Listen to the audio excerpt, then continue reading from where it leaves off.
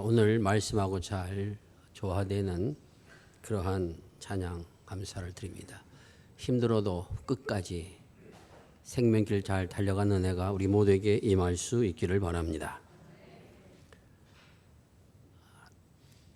바둑이나 체스 혹은 장기 이러한 스포츠를 승리하려면은 다른 사람보다 더 멀리 수를 내다볼 수 있는 능력을 가져야 합니다. 그것을 우리는 수읽기라 그렇게 말합니다.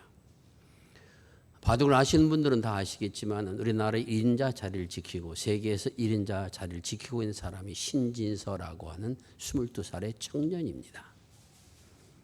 이 청년은 바둑판 전체 수를 다 알 정도의 천재입니다. 그래서 세계에서 지금 1위를 차지하고 있고, 그리고 이번에 대한민국 대상을 받았습니다. 축구 선수 유명한 손흥민과 함께 한국을 빛낸 사람이라고 해서 대상을 2번 받았는데 그 중에 한 사람이 신진서라고 하는 그러한 바둑 천재입니다. 아무리 바둑판을 다 흩어온다 할지라도 처음부터 끝까지 다 맞힐 수 있는 능력을 가지고 있고 수많은 경우의 수를 찾아볼 수 있는 사람이 오늘 이 사람입니다. 그러면 이와 같은 능력을 가진 사람은 모든 다른 사람과의 싸움에서 그 바둑에서 다 이겨야 되는 것이 마땅할 것으로 여기지만은 그도 자신이 생각하지 못한 수가 있다는 것을 바둑을 둘 때마다 깨닫는다는 것입니다. 무엇을 말씀하고 있는가? 한 분야의 천재라고 해서 모든 사람들이 따라갈 수 없는 그런 특별한 능력을 가진 사람이라 할지라도 인간은 한계를 가지고 있다는 것을 부정하지 못한다라는 것입니다. 아무리 많은 능력과 또 아무리 많은 그러한 천재성을 가진 사람이라 할지라도 사람은 결국 자신의 미래를 다 내다보지 못하는 약함이 있다는 것을 우리에게 깨닫게 하여 주고 있습니다. 그러나 한 가지 우리가 믿음을 가지고 살아가면서 분명하게 기억해야 되는 것이 있습니다. 그것은 우리 모두의 인생은 마지막 하나님 앞에서 결선을 받아야 할 때가 있다라고 하는 것을 결코 잊어서는 안 된다는 것입니다. 내가 세상에서 60년, 70년, 80년 아니 100년의 세월을 산다 하는 그 세월의 길이가 문제가 아니라 내가 살아온 생이 하나님의 조울에 올려놨을 때 과연 이것이 하나님께서 나를 보내신 세상 속에 보내신 뜻과 얼마만큼 일치하며 살아왔는가 하는 것을 결산할 때가 있다라고 하는 것을 결코 잊지 말라라는 것입니다. 여러분의 인생 속에서 앞으로 어떤 일이 일어날 것이라고 하는 것 또한 인생의 수일기를 어느 정도 하며 살아가고 있습니까? 아니 목사님, 사람이 하루아침에 어떤 일이 일어날지도 모르는데 어떻게 멀리 내다보고 살 수 있습니까? 계획은 필요한 것이 아니라 그때 닥치면 그냥 해 나가면 되지 않습니까? 이렇게 현실적으로 말하는 분도 있을 것입니다. 그러나 적어도 나 자신의 생이 하나님 앞에 결산할 때가 있다는 것을 아는 사람들은 분명히 나의 생을 그냥 흘려보낼 수는 없다라는 것입니다. 어떻게 하면 더욱더 나의 생이 아름다운 인생으로서 내 생을 살아가야 될 것인가 하는 것에 대한 계획을 세워 나갈 수 있고 또한 거기에 많은 우리의 지혜와 생각을 동원할 수밖에 없다는 것을 말씀하여 주고 있습니다. 오늘 시편 92편에서 시인은 자신이 살아왔던 삶의 모습들을 바라봅니다. 그러면서 그는 한 가지 놀라운 사실을 깨닫습니다. 그 깨달음이 찬송으로 이어지고 하나님 앞에 감사로 이어지는 그것이 오늘 시편 92편의 노래입니다. 오늘 시편 92편은 안식일의 시다라고 제목이 붙어 있습니다. 하나님 앞에 예비하는 자리에 나와서 불렀던 찬송의 고백이며 또한 그것이 그냥 어느 정도 그냥 찬송화가 만 것이 아니라 내가 할 수 있는 가장 좋은 것, 가장 귀한 것, 가장 영광스러운 것을 동원해서라도 하나님 앞에 영광과 찬양을 돌리며 기뻐하는 그 시인의 모습을 우리가 그 속에서 만날 수 있습니다. 오늘 시편 92편의 시인이 살고 있는 세상이 그렇다고 하면은 늘 공평과 정의가 흐르고 의로운 사람들에게 열려지는 그러한 아름다운 사회의 모습을 가지고 있냐면 그렇지 않습니다. 악한 사람들이 강한 힘을 가지고 압박하는 것 때문에 어려움을 당하기도 합니다. 어렵게 살려고 하나님의 말씀 앞에 살려고 열심히 노력했는데도 불구하고 나의 상사라는 사람이 나를 눌러서 그 사실, 그 믿음을 살지 못하게 하는 아픔을 경험하기도 합니다. 때로는 내가 세상에서 별로 잘못한 것도 없고 하나님 말씀 앞에 열심히 살려고 노력했는데 불구하고 때로는 내가 원치 않은 질병과 사업의 실패로 하나님 앞에 불평을 털어놓을 수 있는 그러한 일들이 우리 앞에 주어지는 세상 속에서 이 시인은 살아가고 있습니다. 하지만 이 시인에게는 분명한 믿음이 있습니다. 그가 지금까지 살아오면서 겪었던 자신의 삶의 모습을 바라보면서 자신의 마음에 확신하게 된 믿음은 무엇입니까? 결국 악인의 길은 망하더라는 겁니다. 악인의 길은 망하더라는 것을 그는 경험하고 있습니다. 아니 믿고 있습니다. 그러므로 나는 나의 인생을 망하는 인생에 걸 것이 아니라 영원한 생명에 내 인생을 두고 걸어가는 사람이 되겠다라고 하는 결단과 고백이 그의 삶 속에 있다는 것을 알 수가 있습니다. 시인은 악인을 풀에 비유해서 이야기합니다. 악인은 풀같이 자라고 악을 행하는 자는 다 흥황할지라도 영원히 멸망하리라. 7절에서 그렇게 고백하고 있습니다. 악인은 풀같이 자란다. 풀같이 자란다는 것은 풀처럼 잡초처럼 그냥 튼튼하게 내실같이 이렇게 자란다는 것입니다. 흥황한다라고 하는 말이 가진 의미는 빛을 낸다, 열매를 맺기까지 성장한다라는 의미입니다. 악인들도 풀처럼 자라서 성장해서 자신의 빛을 낼 정도의 영화를 얻는 자리에 서기도 한다라는 것입니다. 하지만 그것이 다가 아니라 얼마 지나고 나니 그 악인들의 모습들이 전부 멸망하는 것이 자신의 눈에 보였고 자신의 귀에 들려지게 되었다라는 것입니다. 시인이 이렇게 악인들을 멸망한다라고 확신하는 이유는 무엇입니까? 저절로 악한 사람들이 어느 정도 살다가 다 무너져서 세상이 고의로운 세상이 되냐 하면 그렇지 않다는 겁니다. 악인들이 살다가 무너져 멸망하고 또 다른 악인들이 생겨나고 또 그들로 하면 박해를 받고 그러다 또 그들이 멸망하고 이러한 것이 세상에 반복되는 것을 그는 보고 있다는 겁니다. 왜 이러한 역사가 일어나는가? 여호와께서는 주의 원수들을 패망하시는 분이심을 그는 고백하고 있습니다. 죄악을 행하는 자를 흩으시는 하나님이 살아계심을 보고 있습니다. 그래서 자신의 눈으로 본 것은 악을 행하는 사람들이 일시적으로 흥황해서 모든 사람의 부름을 받고 또한 모든 사람들이 시기하는 그러한 자리에 선 것 때문에 때로는 마음의 갈등을 겪기도 했는데 시간이 지나고 나니까 그들의 말로가 좋지 않다는 것을 경험했다는 겁니다. 눈으로 보았다는 것입니다. 그들을 비난하는 소리를 귀로 들었다고 하는 것을 말씀하여 주고 있습니다. 여기 악인이라고 한 사람들은 하나님의 법을 무시하고 자신의 마음에 든 대로 행동해가는 사람들을 가르치며 내게 좋다는 것은 어떠한 것이든 가리지 않고 의로 불법이고 관계없이 취하는 사람들을 가르쳐서 악인이라 말하고 있습니다. 그런데 조금 더 시간을 가지고 기다려 보니까 그들은 불법이 사라지고 더 이상 자신 눈에 보이지 않을 정도로 사라지는 것을 그는 보게 되었다라는 것입니다. 깨닫게 되었다는 것입니다. 그것을 통해서 그는 이러한 고백을 갖고 있습니다. 악인들이 멸망하는 것, 그것은 하나님의 의가, 하나님의 공의가 서 있다는 것을 그대로 드러내주고 있는 것이며 반대로 하나님께서 의로운 사람들의 길에는 은총을 허락하여 주시는 분이심을, 그래서 주께서 내 뿔을 들소의 뿔같이 하시며 내게 신선한 기름을 부어주셨노라 그렇게 고백하고 있습니다. 이 시는 그렇다고 해서 자신의 일생 동안 어떤 어려움도 겪지 않고 살아왔다는 것이 아닙니다. 힘들고 어려운 인생길을 걸어왔지만은 하나님께서 믿음에 서 있는 나에게 나의 뿔을 높여 주셨노라는 것입니다.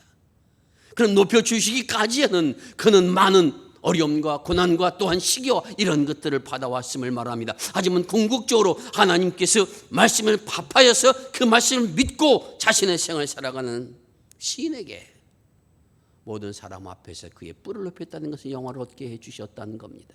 명예를 얻게 해주셨다는 겁니다. 이런 은혜를 경험했던 시인은 이렇게 노래하고 있습니다.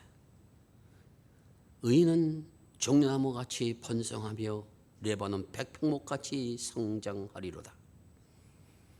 그가 여호와의 집에 심겼으며 우리 하나님의 뜰 안에서 번성하리로다. 그는 늙어도 여전히 결실하며 진액이 풍족하고 빛이 청정하리로다. 이렇게 노래하고 있습니다. 하나님의 말씀을 믿고 그 말씀대로 살아가는 일이 때로는 힘들고 어렵고 또한 고난을 받는 것 같아도 그 말씀을 붙잡고 인내하며 끝까지 걸어가는 사람에게 하나님 어떻게 하시는가? 종려나무같이 번성케 해주신다. 백향목처럼 힘있게 하여 주신다. 그렇게 노래하고 있습니다. 종려나무라고 하는 이 나무는 중동 지방에서 발견된 커다란 나무로서 그리고 여러 가지 용도로 사용되었던 나무, 그늘과 과일을 제공해 주며 그리고 또한 성전의 제목으로 쓸 수 있었던 나무가 바로 이 종려나무입니다.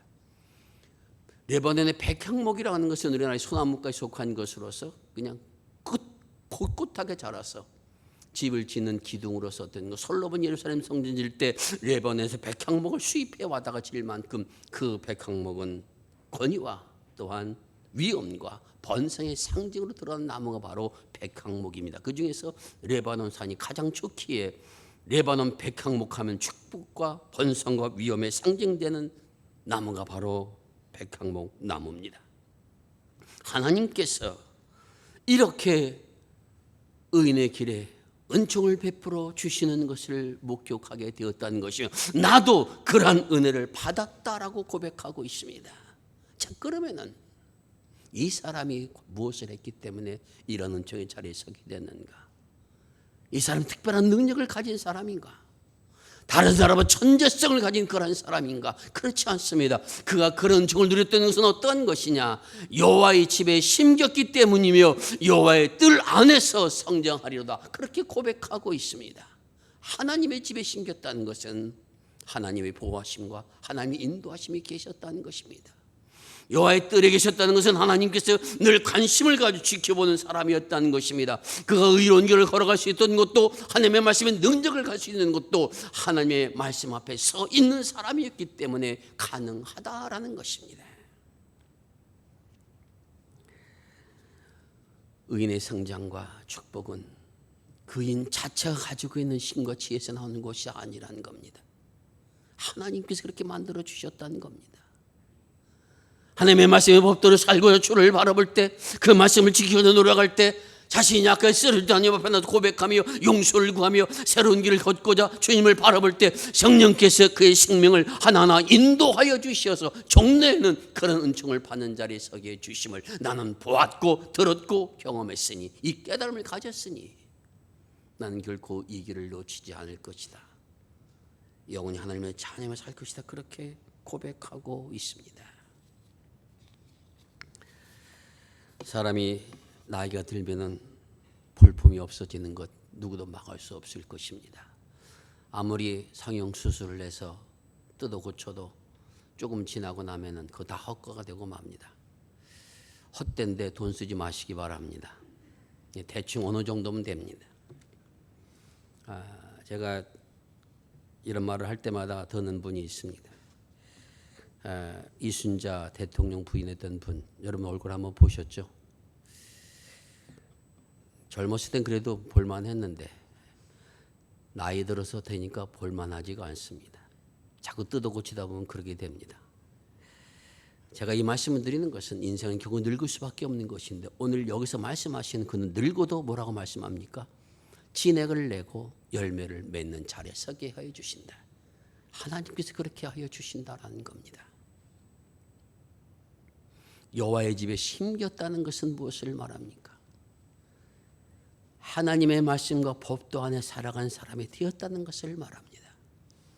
하나님의 뜰에 있다는 것을 무엇을 말합니까? 비록 내가 온전하게 하나님의 말씀을 지키며 내가 1.1억 틀림없이 하나님의 법도를 따라간 사람이 아니라 할지라도 그 뜰에 심겼다라고 하는 것. 하나님의 사랑 안에 있으므로 주님께 그 인생을 돌보아 주신다는 겁니다.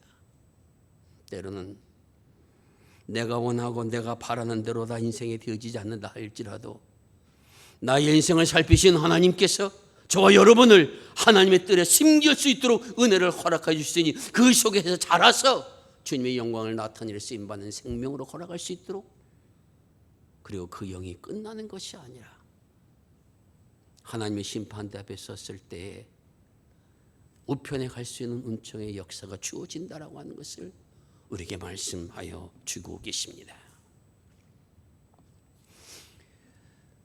때로는 내가 하나님의 말씀을 믿고 살아간다는 일에 부족함도 있고 연약함도 있을 것입니다. 하지만 믿음의 고백 속에서 나는 나의 믿음의 뿌리가 하나님 말씀 앞에 있는 사람임을 잊지 마시길 바랍니다. 넘어지고 쓰러져도 때로는 유혹을 받아서 그릇된 길로 간다 할지라도 뿌리가 내가 아니라 주님께서 나의 뿌리가 되어주셔서 열매를 맺게 주실 것이라는 믿음을 가지고 다시 주님 앞에 돌아서는, 여기에 은혜가 있고 능력이 있다는 겁니다. 이 사실을 깊이 깨달았던 시인은 이렇게 하나님 앞에 찬양하고 있습니다. 오늘 제가 표준 세 번역으로 1절부터 3절의 말씀을 읽어보겠습니다. 가장 높으신 하나님 주님께 감사드립니다. 주님의 이름을 노래하는 것이 내겐 무엇보다도 좋습니다. 아침에 주의 사랑을 알리며 밤마다 주의 진실을 내게 깨닫게 해주시느니 얼마나 감사한지 모르겠습니다. 그러므로 나는 10줄 현악기로 검은 고를 타며 수금과 가락에 맞춰 주님을 찬양하는 것이 내겐 무엇과도 바꿀 수 없는 그러한 기쁨이요 행복입니다. 이것이 바로 시인의 고백입니다. 자신의 삶의 모습을 돌아보니 많은 어려움과 고난도, 또한 하나님 앞에 불평을 넣을 수밖에 없는 그런 일들도 많이 닥쳐왔습니다.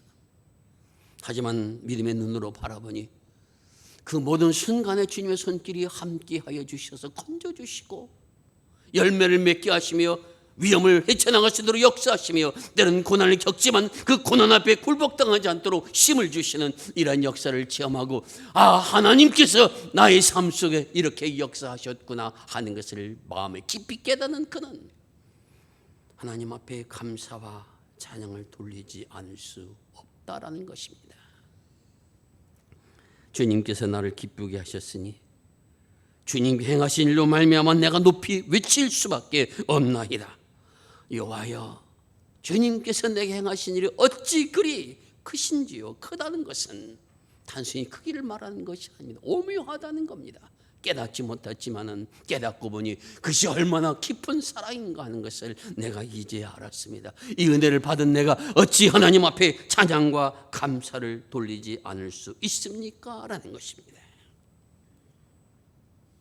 어리석은 자, 무지한 자도 모르지만은 나는 내 인생을 경험하고 나서 믿음으로 바라보니 하나님의 손길이 나와 함께 하였음을 이제는 알 것 같습니다. 그것이 얼마나 귀한 것인가 깨닫고 보니 나는 하나님 앞에 감사와 찬양을 돌리지 않을 수 없습니다. 그렇게 노래하고 있습니다. 여러분 한번 생각해 봅시다. 얼마 전에 우리는 태풍으로 인하여 물에 잠긴 그러한 수많은 도시들의 모습들을 또한 보았습니다. 그 많던 물이 지금은 다 어디로 간 것일까요? 물론 그냥 쉽게 말하면 강으로 갔습니다. 바다로 갔습니다. 그렇게 이야기할 수 있을 것입니다. 하지만 아무리 물이 흘러가도 비가 하늘에 폭탄을 쏘놔도 바다는 넘치지 않습니다. 자연은 수많은 동식물이 태어나고 죽고 사라지곤 합니다. 그래도 자연은 언제 그런 듯이 또다시 그 모습을 간직하며 우리에게 좋은 공기를 제공하고 있습니다. 첫째 지진이 일어나고 화산이 폭발하고 태풍이 지구를 뒤엎는 그러한 역사의 놀라운 일들이 많이 일어나고 있지만 그래도 해는 뜨고 달은 치며 신비한 역사는 계속 돌아가고 있다라는 것입니다. 초등학교 3학년 딸이 엄마에게 묻습니다. 엄마 고향은 어디야? 나는 전라도야. 아빠 고향은 경상도지. 그런데 어떻게 엄마가 아빠가 만나서 결혼했지? 딸이 묻습니다. 어떻게 엄마가 아빠가 만나 결혼을 했는가? 이런 모든 신비한 역사가 주님 안에서 우리에게 일어나고 있다는 사실은 우리는 너무 깨닫지 못하고 살아갈 때가 너무도 많이 있다라는 것입니다. 나의 삶을 믿음의 눈으로 한번 살펴보시기를 바랍니다. 그러다 보면 이 모든 역사가 오늘 이 자리에 나와 예배하며 주를 바라보며 그래도 하나님 앞에 감사의 찬양을 노래를 부를 수 있다는 것, 주님 앞에 영광스러운 그러한 자리에 쓰임받을 수 있다는 것, 이것이 얼마나 큰 축복이요 감사의 영광인가 하는 것을 깨닫게 된 그런 은혜의 자리에 서게 되어진다라는 것입니다. 사랑하는 성도 여러분, 오늘 우리가 살고 있는 세상도 공정한 세상이고 의로운 자들 행복한 세상이라고 말할 사람은 없을 것입니다. 너무나 많은 불공평함을 우리는 경험하며 살아갑니다. 또한 우리도 그 들썩이 유혹에 넘어가서 온전치 못한 일을 할 때도 있습니다. 그러나 하나님께서 이 세상을 공의와 정의로 다스리고 계심을 믿고 나아가는 사람들이 바로 믿음의 사람들입니다. 하나님의 의는 반드시 승리한다라고 하는 것, 그리스도의 죽음과 부활은 우리에게 그것을 보여주고 있습니다. 이런 은혜를 아는 사람들 하나님 앞에 감사와 찬양을 돌리지 않을 수 없습니다. 그 감사와 찬양, 그러므로 하나님의 은혜의 깊이를 아는 데서 옵니다. 하나님의 크신 사랑을 경험하는 데서 옵니다. 우리는 어디서 그 큰 사랑과 은혜를 체험할 수 있는 그러한 축복을 받습니까? 일상이 기적임을 보는 눈이 열려야 볼 수 있고 들을 수가 있습니다. 예수님께서 소리하신 만일 가운데 하나, 눈을 뜨게 하고 귀가 열리게 하는 일이었습니다. 단순히 눈 감은 사람을 뜨게 하는 기적의 역사만이 아닙니다. 듣지 못하는 자의 귀를 열리게 하는 그러한 기적의 역사만이 아니라 진짜 볼 수 있는 것을 보게 하고 들을 수 있는 것을 듣게 하는 하나님 나라의 신비를 보게 하고 하나님 나라의 음성을 듣게 하는 이것의 역사가 우리로 없는 은혜와 기적의 역사로 이끌어 줌을 기억할 수 있기를 바랍니다. 어떻게 그 눈이 열립니까? 제가 한 가지 비밀을 여러분에게 말씀드리겠습니다. 아주 쉽습니다. 지금까지 살아오면서 겪었던 모든 일 가운데서 감사할 것이 무엇인가를 찾아보시기 바랍니다. 우리 교회는 10월 한 달 동안을 감사의 달로 보내고자 합니다. 오늘 이렇게 나무를 만들어 놓았습니다. 이 밑에는 쪽지가 있습니다. 여러분들이 감사의 조건을 찾을 때마다 하나님 앞에 감사의 열매를 달아보시길 바랍니다. 다음 주에는 여러분들에게 감사 구절 109절을 찾아 쓸 수 있도록 종이를 나눠 드릴 것입니다. 목사님, 구차는 거 왜 하냐고요? 눈이 열리고 귀가 들리려면 그렇게 해야 됩니다. 저는 여러분들이 그 감사의 109절을 찾아 쓴 것을 책으로 엮어서 오늘 이 성경책을 우리가 완성했듯이 감사의 성경책을 만들어 놓고자 합니다. 그리고 추수감사를 오행시를 찍고 뭘 해왔던 것입니다마는 추수감사 발표회를 열어서 가족과 이웃을 초청하고 하나님 앞에 감사하는 기쁨을 나눔으로 그러한 감사절을 보내고자 여러분과 함께 하고자 합니다. 그러한 것을 하는 동안에 분명히 약속드릴 수 있는 것은 여러분의 믿음의 눈이 열려지며 믿음의 귀가 열려져서 여러 가지 불평과 불만이 많은 세상 속에서도 하나님 앞에 찬양하지 않을 수 없는 심령으로 표현하는 놀라운 역사가 우리 안에 다 이루어지게 되리라 믿습니다. 이번 추수감사절에는 그러한 찬양을 함께 부르며 큰 소리로 이 천을 가득 채우는 축복이 우리 모두에게 임하시기를 주의 이름으로 축원을 드립니다. 기도하겠습니다. 아버지 하나님, 감사합니다. 주님께서 우리 일생에 함께해 주셔서 우리의 걸음을 인도하여 주셨건만 우둔한 저희들은 깨닫지 못함으로 영광 돌리지 못했던 어리석은 모습이었습니다. 이제 10월 한 달간을 보내며 감사를 찾으며 믿음의 눈이 열려지기를 소원합니다. 믿음의 귀가 열려지기를 소원합니다. 성령이여 우리를 인도하여 주옵소서. 저희들은 여호와의 집에 심겨진 나무들입니다. 주님께서 열매를 맺게 하시고 은총으로 인도해 주심을 믿고 주를 바라봅니다. 더 깊이 깨닫게 하여 주옵시고 하나님 앞에 큰 소리로 감사할 수 있는, 찬양할 수 있는 그런 자리에 세워진 축복을 누릴 수 있도록 역사하여 주시옵소서. 하늘의 기쁨을 맛보는 자리에 우리 모두가 함께 할 수 있도록 은혜를 내려 주시옵소서. 우리 구주 예수 그리스도의 이름을 의지하여 기도드리옵나이다. 아멘.